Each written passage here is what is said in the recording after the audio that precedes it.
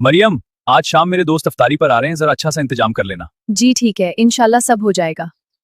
अम्मी जी, मैं जरा बाजार से सामान ले आऊं, अफ्तारी के लिए चीजें कम है। हाँ चली जाओ, लेकिन जल्दी आ जाना।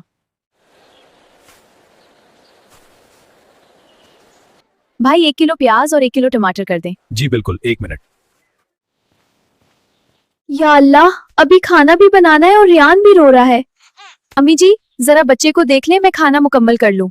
मैं अभी मसरूफ हूँ, तुम ही संभाल लो। ज़ारा प्लीज कुछ देर के लिए बच्चे को देख लो, मैं खाना बना लूं। मेरा भी रोजा है भाभी, मैं थक जाऊंगी। अच्छा कोई बात नहीं, मैं कर लूंगी।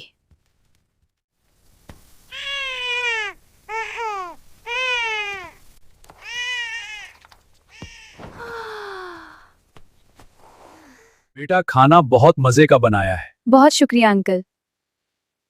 माँ जी सब काम हो गए, अब मैं जरा आराम कर लूं। पहले जाकर बर्तन धो लो, आराम करने के लिए पूरी रात बाकी है।